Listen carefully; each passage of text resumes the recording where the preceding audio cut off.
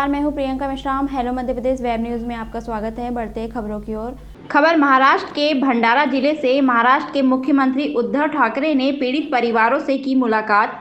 भंडारा जिले में शनिवार की रात 2 बजे जिला अस्पताल में भीषण आग लगने से 10 नवजात शिशुओं की दर्दनाक मौत होने से संपूर्ण महाराष्ट्र में हड़कंप मच गया, जिसके बाद मुख्यमंत्री श्री उद्धव ठाकरे ने स्वयं भंडारा आकर जिला अस्पताल का निरीक्षण किया एवं पीड़ित परिवारों से मिलकर सांत्वना दी और कहा कि इस घटना की उच्च स्तरीय जांच की जाएगी। जो दोषी पाए जाएंगे उन पर कड़ी से कड़ी कार्रवाई की जाएगी तथा मुख्यमंत्री ने महाराष्ट्र के शासकीय अस्पताल एवं शासकीय इमारतों का फायर एवं स्ट्रक्चर ऑडिट महीने भर के करने के आदेश दिए।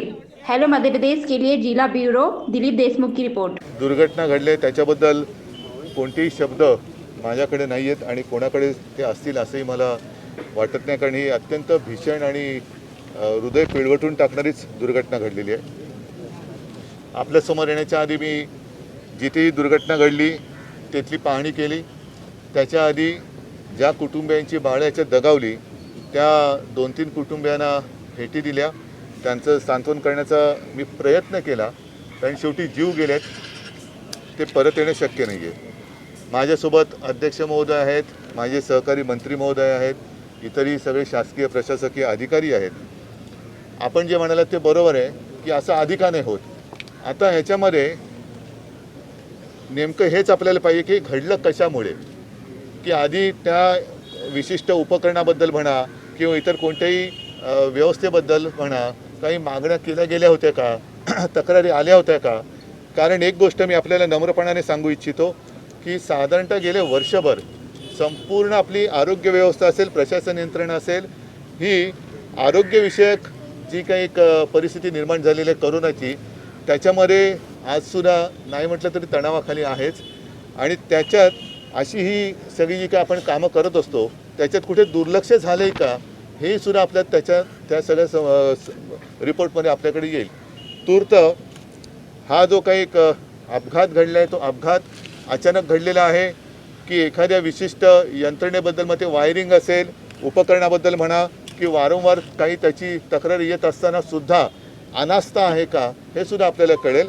आणि एक गोष्ट नक्की की कोणाला तरी उगाचच काय आरोपी नाही करणार, पण जर कोणी याच्यामध्ये मुद्दामून म्हणण्यापेक्षा त्यांच्याकडनं दुर्लक्ष झालं असेल तर असं कोणी व्यक्ती अशी सुटणार नाही। आणि विभागीय आयुक्त आहेत, मी या समितीची जबाबदारी पूर्ण इथल्या विभागीय आयुक्तांकडे दिलेली आहे। मुंबईतले आपले अग्निशमन दलाचे रिटायरमेंट ते पूर्वी तिकडे होते, रिटायर नाही झालेले, ते अजूनही दुसऱ्या आपल्या महापालिकेच्या सेवेत आहेत, असे एक जाणते अधिकारीसुद्धा मी या समितीत दिलेले आहेत की जेणेकरून नेमकं काय घडलं असेल आणि ते पुन्हा राज्यात कुठेही घडता कामा नयेच अशा पद्धतीने आपण एक गाईडलाईन ह्या निमित्ताने काय मिळते का आपल्याला ती बनवत आहोत।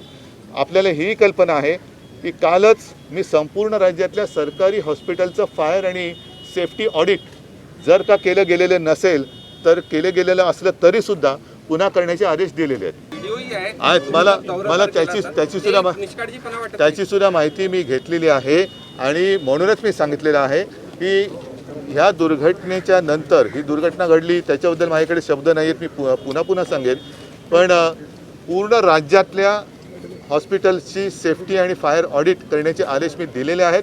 आणि जिथे जिथे ज्या गोष्टींची उणीव आहे, ज्या गोष्टींची त्रुटी आहे त्या पूर्ण केल्याशिवाय राहणार नाही।